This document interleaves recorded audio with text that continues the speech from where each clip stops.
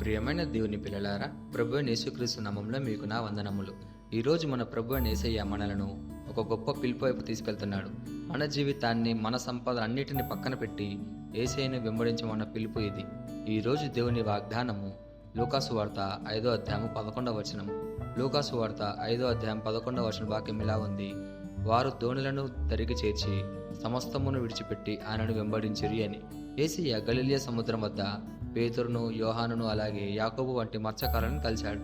రాత్రంతా వారు శ్రమించి ఒక్క చేప కూడా పట్టలేక నిరాశతో ఉన్న సమయంలో యేసయ్య వారి వద్దకు వచ్చి, మళ్ళీ వల వేసి చూడు అని అన్నాడు. పేతురు విధేయతతో వల వేసినప్పుడు ఆయన ఆశ్చర్యకరమైన రీతిలో అపారమైన చేపలు పట్టాడు. ఆ అద్భుతాన్ని చూసి పేతురుకు యేసయ్య యొక్క శక్తిని గురించి అర్థమైపోయింది. అతడు భయంతో లొంగిపోయి, ప్రభువా, నేను పాపిని అని చెప్పాడు.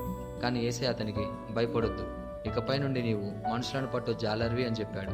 దీంతో వారు తమ పడవలు అంటే జీవనోపాధిని, సంపదలను, భవిష్యత్తును అన్నిటిని విడిచిపెట్టి ఆయనను వెంబడించారు.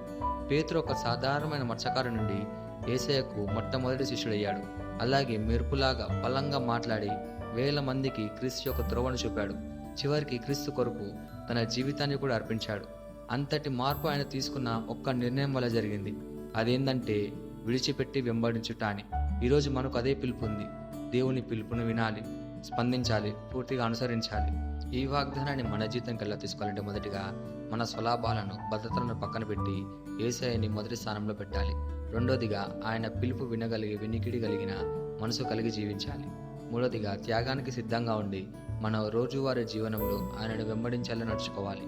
నాలుగోదిగా యేసయ్య కోసం మన జీవితాన్ని వినియోగించగల మనసు కలిగి జీవించాలి. ఈ వాగ్దానాన్ని మనం స్వతంత్రించలాగా మనం ప్రార్థన చేద్దాం. మమ్మల్ని మిక్కిలిగా ప్రేమించిన ప్రియా పరలోకపు తండ్రి, నీకే కృతజ్ఞతాస్తుతులు, వందనాలు చేయించుకుంటున్నాం ప్రభువా. నీవు పిలిచినప్పుడు పేతురులాగా మేము కూడా స్పందించాలనుకుంటున్నాం ప్రభువా. మా స్వార్థాన్ని పక్కన పెట్టి నిన్ను మాత్రమే వెంబడించే విశ్వాసాన్ని మాకు కలుగజేయం ప్రభువా. మా భద్రతల కన్నా, సంపదల కన్నా నిన్ను ఎక్కువ ప్రేమించగల హృదయాన్ని మాకు ప్రసాదించుము.